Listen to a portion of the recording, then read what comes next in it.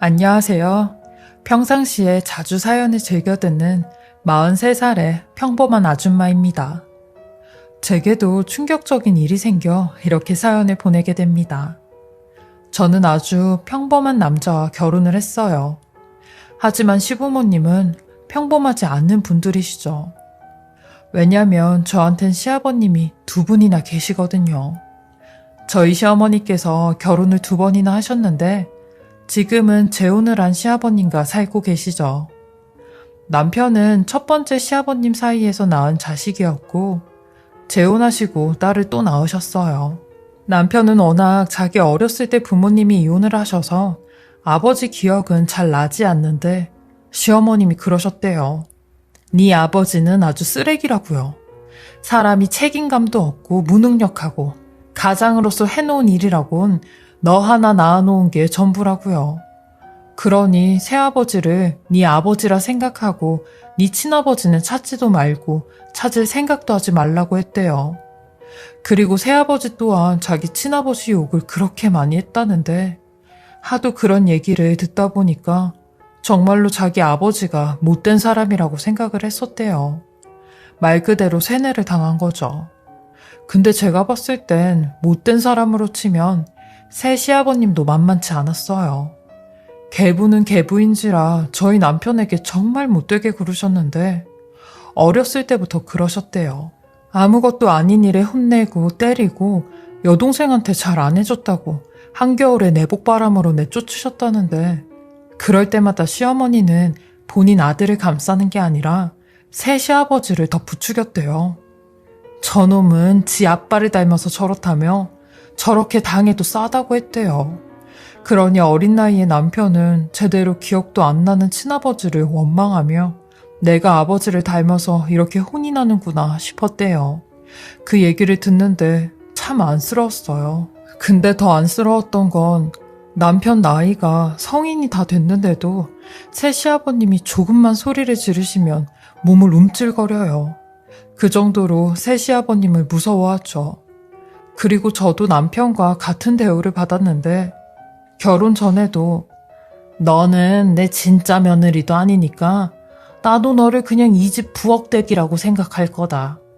만약에 네가 나한테 며느리 대우 받고 싶으면 알아서 납작 엎드리던가. 그럼 내가 쬐끔은 생각해 볼게. 라고 하셨어요. 정말 웃기지도 않았죠. 아니 누가 본인한테 며느리 노릇 해준다고 합니까? 근데 옆에 있던 시어머니가 너 네 시아버지한테 잘해라. 나는 여태 네 시아버지 같은 사람을 본 적이 없어. 그러니까 내가 지금까지 네 시아버지를 왕처럼 모시지.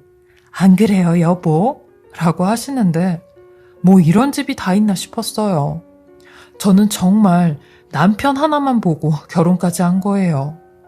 근데 결혼식 날 난리가 난 거 있죠. 아니 세상에 저희 남편의 친아버지가 그러니까 저한테 진짜 시아버지죠. 시아버지가 저희 결혼식에 나타나신 겁니다. 신부 대기실에 있는 저를 먼저 찾아오셨고 제게 정수 애비 되는 사람이라고 하시는데 누가 봐도 남편의 아버지였죠. 두 분이 정말 똑같이 닮았거든요. 저는 너무 깜짝 놀라 입을 다물지 못하고 있으니 놀랬냐며 내가 이렇게 찾아온 이유가 여태 우리 정수 크는 모습을 한 번도 보질 못했는데 장가가는 모습이라도 보고 싶어서 이렇게 몰래 온 거라고 하셨죠. 그러면서 내 며느리 되든 사람도 어떻게 생겼는지 얼굴은 알아야 할 것 같아서 온 거예요. 내가 정수 애비 되는 사람이니까 내 얼굴도 잘 기억해줬으면 좋겠어요. 우리 정수랑 결혼하는 거 축하하고 내 며느리 돼줘서 고마워요. 라고 하시는데 여태껏 시댁 부모님한테도 들어보지 못한 말을 해주시는데 마음이 울컥했어요. 사실 제가 아버지가 일찍 돌아가셔서 결혼식인 그날도 손잡고 들어갈 아버지가 없었거든요. 근데 시아버님이라는 사람이 어디선가 이렇게 나타나서 이런 축하의 말을 해주시는데 왠지 아빠가 살아서 온 것 같은 기분이 들었죠. 그래서 그 기억이 참 오래갔어요. 시아버님은 아까 들어오는 길에 저희 남편을 살짝 봤는데 아버지 없이도 잘 커준 것 같아 너무 고맙다고 하시며 제게 명함을 한 장 건네주시더라고요. 언제라도 좋으니 내 아들이랑 한번 만났으면 좋겠다고요. 남편한테 직접 주고 싶지만 용기가 안 나서 저한테 주는 거라고 하셨죠. 그렇게 시아버님은 명함만 남기시고 홀연히 떠나시는데 신부 대기실을 나가시다가 저희 시어머니를 딱 마주치게 되신 겁니다. 시어머니 그 성격에 시아버님을 보자마자 여기가 어디라고 왔냐며 욕까지 하시고 새 시아버님을 불러 당장 이 인간 쫓아내라고 노발대발 하시는데 그야말로 아수라장이 됐어요. 저희 남편도 맥없이 끌려가는 본인 아버지를 보곤 아연실색 하더라고요.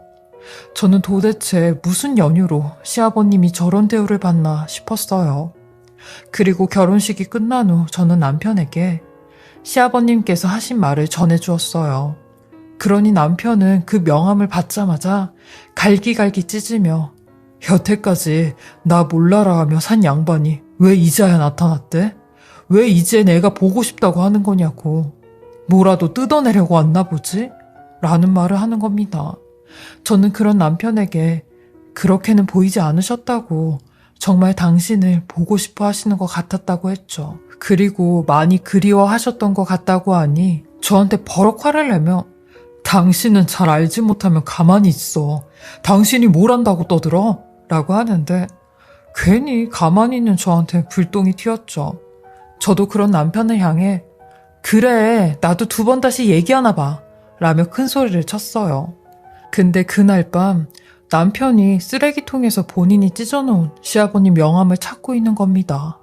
부스럭대는 소리에 눈을 떠보니 그러고 있더라고요. 어쩌면 남편도 강한 척 할 뿐이지 본인 아버지를 많이 그리워하는구나 싶었어요. 저는 그런 남편을 대신해 남편 모르게 시아버지한테 연락을 했어요. 그러니 시아버님은 너무 고마워하시더라고요. 그리고 결혼식 때 정말 미안했다고 니들 인생에 단 한 번뿐인 나를 내가 망친 것 같다고 하셨죠. 저는 이런 시아버님께 간간히 연락드리겠다며 집안 소식을 전하겠다고 했어요. 1, 2년 동안은 정말 특별한 날만 연락을 드렸어요. 예를 들면 명절 때나 남편이 회사에서 좋은 일이 생겼을 때나 시아버님 생신 때나 연락을 드렸죠. 사실 제가 한 말에 책임을 져야 할 것 같아 연락은 드렸는데 전화를 하면 딱히 할 말도 없었고 선뜻 다가가기도 힘들었어요. 근데 저희 아이가 태어나면서 조금씩 상황이 달라졌어요. 제가 3년 만에 아들을 출산하게 되었는데요. 이 소식을 접한 저희 시아버님은 시어머니와 새 시아버님보다 훨씬 더 좋아하셨어요. 시어머니야 워낙 애를 예뻐하지 않으셨고 새 시아버님은 말할 것도 없었죠. 자기 손자도 아닌데 뭐하러 이뻐해주냐고 대놓고 말씀하셨으니까요. 그러니 저희 아들을 사랑해주는 어른이라곤 저희 친정엄마와 시아버님밖에 없었어요. 시아버님은 손자를 위해 피우시던 담배까지 끊으셨다고 했어요. 본인한테 담배 냄새가 나면 아기가 해롭다고 저 임신하기 전부터 끊으셨다고 했죠. 그리고 아들 100일이 지나 처음으로 시아버님께 손자를 안겨드렸는데 시아버님의 그 눈을 저는 잊을 수가 없어요. 눈물이 그렁그렁 맺히셔선 저한테 고맙다는 말만 연신하셨죠. 그러면서 더욱 시아버님과 자주 연락을 하게 되었는데 한 번은 시어머니와 새 시아버님 때문에 너무 스트레스를 받아 제가 하소연을 한 적이 있었어요.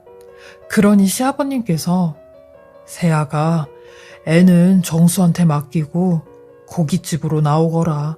내가 소주 한 잔 사줄게 라고 하시더라고요. 저는 남편에게 친구를 만나고 오겠다고 거짓말을 하곤 고깃집으로 시아버님을 만나러 갔어요. 저는 시아버님을 만나자마자 그동안 힘들었던 시댁 일부터 새 시아버님의 핍박 그리고 시어머니의 말도 안 되는 구박까지 마음속에 있는 모든 말들을 다 내뱉었어요. 사실 친정엄마에게도 하지 못했던 말들이었죠. 엄마가 알면 얼마나 속상하시겠어요. 그렇다고 남편에게도 말할 수 없었던 게 남편은 저보다 더 심한 대우를 받고 있었거든요. 그러니 시아버님은 그저 제 말을 들어주시기만 할 뿐 제 빈 술잔만 조용히 따라주시더라고요. 그 모습에 저도 모르게 눈물이 터져 나왔어요. 왠지 시아버님의 모습에 아빠가 보였어요. 아빠가 살아계셨다면 이런 기분이겠구나 싶은 생각이 들더라고요. 그러니 시아버님 또한 나도 내 아들과 함께 한다면 이런 기분이겠구나 하시더라고요. 그날 저는 시아버님과 정말 많은 대화를 나눴고 이혼에 대한 이야기도 들을 수 있었어요. 맨날 시어머니가 말하시길 시아버님이 능력도 없고 책임감도 없는 쓰레기라고 하셨으니까요. 근데 처음에는 시아버지도 그렇게 어렵게 살진 않으셨대요. 중산층 가정에서 나름 부유하게 크셨고 가난한 집딸인 시어머니를 만나 결혼까지 하셨대요. 근데 철강 사업에 잘못 투자를 하면서 집이 쫄딱 망하게 되었대요. 가뜩이나 집안 돈까지 싹 다 끌어다 투자를 한 거라 집안 전체가 무너져 내렸대요. 근데 저희 시어머니 집이 망하고 난 뒤 가차없이 시아버님에게 이혼을 하자고 하셨대요. 시아버님은 이혼은 절대 안 된다며 조금만 견뎌보자고 하니 그 말에 시어머니가 밖에서 임신을 해가지고 들어오셨다는 겁니다. 돈 많은 사람의 애를 가졌다며 당신보다 훨씬 능력 있는 사람이라고 우리 정수까지 같이 키워준다고 했다는데 그분이 지금의 새 시아버지였고요. 어떻게든 시어머니를 막아보려고 했지만 새 시아버님이 막무가내로 저희 남편과 시어머니를 데리고 가셨다는데 시아버님은 그렇게 울면서 두 사람을 떠나보냈대요. 근데 문제는 그 이후로 시어머니가 저희 남편을 보여주지 않았다는데 몇 번이나 찾아가도 돌아오는 말은 애가 당신이 보기 싫대 라는 말이었대요. 시아버님 얘기를 쭉 들어보니 저희 남편이 알고 있는 사실과는 많이 달랐죠. 저는 그런 시아버님에게 아버님, 남편이 언젠간 마음이 풀리면 그땐 제가 두 분이서 오해 풀 자리 꼭 마련해 볼게요 하며 그 약속을 지키리라 다짐을 했죠. 하지만 그 약속은 영영 지키지 못하는 약속이 되고야 말았습니다. 저희 남편이 향년 37살의 나이로 하늘나라에 가게 되었거든요. 남편의 취미가 오토바이 타는 거였는데 화물 트럭에 부딪히면서 교통사고가 크게 나게 되었고 이 소식을 듣고는 바로 병원을 가지 못했어요. 제가 병원에 가면 남편의 사고 소식이 정말 현실로 되는 것 같아 너무 무서웠죠. 남편은 중환자실에 누워 있었는데 의식이 아예 없다고 했어요. 저는 떨리는 손으로 시댁에 전화를 걸어 남편의 사고 소식을 전했는데 세상에 시어머니라는 사람이 하는 첫 마디가 그럼 네 남편 보험은 드러났냐? 라는 말이었어요. 아니 이게 부모로서 할 말인가요? 그리고 병원에 와서 의식 없는 본인 아들을 보며 제 탓을 하기 시작하는데 네 남편이 오토바이 탄다고 해도 네가 말렸어야지 네가. 내 새끼 어쩔 거야? 내 새끼 어쩔 거냐고 라며 살려내라고 하는데 웃기지도 않았죠. 그리고 새 시아버지라는 사람은 남편이 입원해 있을 때 코빼기도 안 보였던 인간이고요. 결국 저희 남편은 보름 동안 혼수 상태로 이 세상에 있다가 본인 아버지가 병원에 다녀간 후 영영 눈을 감았어요. 마치 시아버님을 기다렸던 사람처럼 말이죠. 사실 시아버님한테 사고 소식을 전하는 것도 많이 힘들었는데 남편의 사망 소식을 전하는 건 더욱더 힘이 들었어요. 지금도 제가 어떻게 남편 장례를 치렀는지 기억이 안 나요. 근데 그건 아주 선명하게 기억이 나죠. 저희 시아버님께서 남편의 장례식장에 오셨는데 글쎄 새 시아버님이랑 시어머님이 들어오지 말라고 난리를 치는 겁니다. 자격도 없는 사람이 여길 왜 오냐면서요. 그러니 결국 시아버님은 장례식장에 들어오지 못하셨고 3일 내내 밖에 벤치에서 그 자리를 지키시고 계셨대요. 밤이고 낮이고 식사도 하지 않은 채 뜬 눈으로 3일을 지새우셨다는데 저도 그 얘기는 나중에 들었어요. 남편을 마음으로부터 보내주게 된 세월이 얼마 안 됐는데요. 그동안 제 옆에서 제일 큰 도움을 주었던 사람이 바로 저희 시아버님이었어요. 시아버님은 제게 정말 많은 것들을 해주셨는데 때로는 제 아버지가 되어주셨고 때로는 보호자가 되어주셨으며 저희 아들의 학부모까지 되어주셨죠. 저도 이런 시아버님에게 진심을 다해 잘해드렸어요. 근데 어느 날부턴가 시아버님이 조금 이상해졌다는 걸 느끼기 시작했어요. 원래 일주일에 2-3번 정도는 전화통화를 하며 안부를 묻곤 했는데 전화를 해도 받지 않으시고 부재중 전화가 찍혀있을 텐데도 연락을 하지 않으셨죠. 그리고 한 달에 한 번씩 저희 아들이랑 다 같이 외식을 하고 나들이도 가곤 했는데 그것도 하지 않으셨어요. 걱정스러운 마음에 집을 찾아간다고 하면 짜증을 내면서 오지 말라고 하셨죠. 심지어 저희 아들이 할아버지 보고 싶다고 문자를 해도 답이 없었다고 했어요.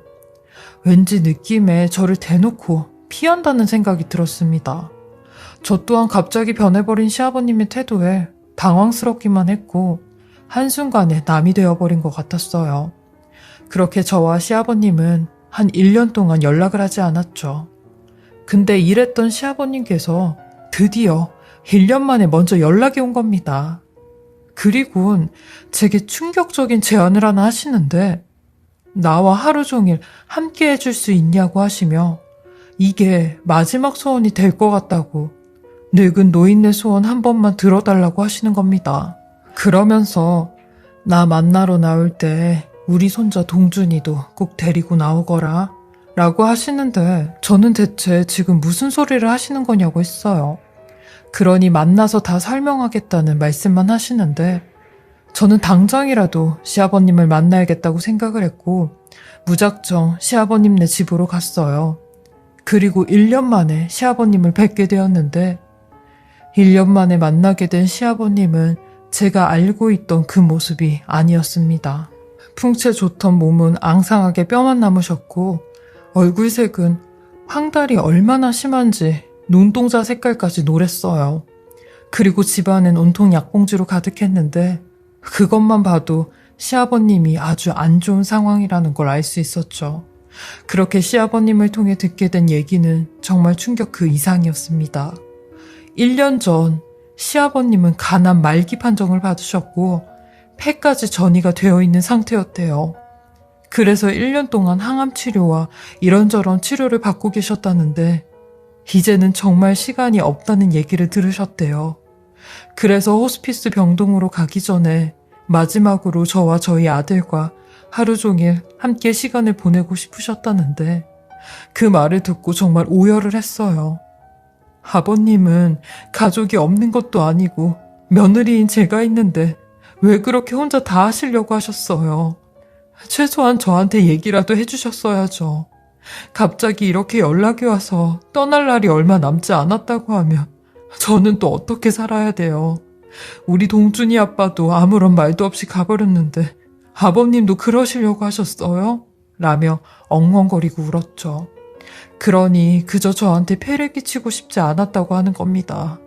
그러면서 미안하다는 말만 연신하시는데 저는 그런 시아버님을 위해 아버님 건강하셨을 때처럼 저희 동준이랑 같이 맛있는 것도 먹으러 가고 나들이도 하고 저녁에는 저랑 같이 삼겹살에 소주 한잔 하러 가요 라며 아버님의 마지막 소원을 함께 해드리겠다고 했어요. 그렇게 저와 아들과 시아버님은 그날 하루가 마지막 날인 것처럼 원 없이 돌아다녔습니다. 아버님은 많이 힘들어 하시면서도 끝까지 저와 아들을 위해 괜찮은 척을 하셨어요. 그리고 친정의 아들을 맡겨놓고 저녁에는 시아버님과 자주 가던 고깃집에 갔죠. 그 고깃집에 가니 처음 시아버님을 만났을 때가 생각이 나더라고요. 매번 제 얘기, 제 투정만 들어주신 시아버님이었는데 오늘은 제가 대신 시아버님의 얘기를 들어드리겠다고 했어요. 그러니 시아버님은 눈물을 꾹꾹 누르시며 얘기를 하시기 시작하는데 첫 마디가 나도 내 아들 따라간다 라는 말씀이셨어요. 그러면서 내 아들하고 함께하지 못했던 시간들 이제 하늘에서 함께할 수 있어서 너무 좋다고 하시는데 그 말에 저도 참았던 눈물이 터져나왔어요. 그러면서 제게 쌈짓돈으로 수표 한 장을 꺼내시며 한 가지만 더 부탁을 하겠다고 하시는 겁니다. 세아가 내가 저 세상 가면 내 상주 좀 해줄 수 있어? 라고 하시는데 건네받은 수표를 보니 2천만 원짜리 수표였어요. 이 돈으로 본인 장례를 치러달라고 하시더라고요. 그렇게 시아버님은 저와 마지막 하루를 보내시고 호스피스 병원에 입원을 하시게 되었어요. 그리고 딱 3개월 후 저희 남편이 있는 곳으로 가게 되셨죠. 시아버님의 장례식은 조용하고 잔잔했어요. 직계가족과 친구분들 몇 분만 오셨죠. 저희 아들은 담담히 제 옆에서 제게 기대고 앉아있는데 어린 나이에 벌써 2번이나 큰일을 치르게 하는 게 엄마로서는 마음이 많이 아팠어요. 그리고 시아버님의 영정사진을 바라보며 아버님, 저희 동준이 아빠는 잘 만나셨어요? 동준이 아빠도 잘 있죠? 저 여기서 열심히 애랑 잘 살 테니까 하늘에서 저희 2사람 잘 좀 지켜달라고 전해주세요. 동준 아빠 저한테 미안한지 제 꿈에 한 번도 안 나타나거든요. 그러니까 미안해하지 말고 잘 지내고 있으라고 이 말 좀 꼭 전해주세요. 라며 한참을 얘기를 했어요. 그리고 장례 마지막 날 어떤 한 남자분이 오셨는데 제게 시아버님께서 미리 선임해둔 변호사라고 소개를 하시더라고요. 그러면서 시아버님 앞으로 3억이 있으신데 그 돈을 저한테 다 남기고 가셨다는 겁니다. 그래서 그 유언장을 토대로 유언을 집행하겠다고 하는데 이게 시아버님께서 말씀하신 선물이었나 봐요. 그날 저랑 마지막으로 함께 시간을 보내던 날 저한테 조그만 선물을 주고 가신다고 했거든요. 저는 시아버님께서 주신 3억으로 전셋집을 나와 조그만 평수의 집을 하나 얻을 수 있었어요. 매년 2년마다 전세금을 올려줘야 했었는데 시아버님 덕분에 전세금에 3억을 보태 작지만 제 집을 마련할 수 있었어요. 저한테 작은 선물이 아니라 정말 큰 선물이었죠. 비록 지금 제 옆에는 남편도 아버지 같았던 시아버님도 안 계시지만 제 곁에 서 있다는 건 가슴으로 느껴져요. 결혼하고 15년 동안 정말 많은 파도가 저를 대차게 치고 지나갔는데 저는 여전히 그 자리에서 잘 버티고 있는 것 같아요. 저처럼 이런 일들을 겪으신 분들도 없을 것 같아 이렇게 사연을 보내게 되었어요. 옛날에는 참 신세한탄도 많이 하고 나는 왜 이렇게 불행하고 인생이 기구하지? 라고 생각했었는데 이제는 이런 생각들을 놓아주려는 연습을 하고 있는 중이에요. 그래야 제가 행복해지고 저희 아들이 행복해질 것 같거든요. 제 이야기를 들어주신 모든 분들도 항상 좋은 생각 많이 하시고 행복하시길 바랄게요. 무더운 여름 잘 이겨내시고 건강하시길 바라겠습니다.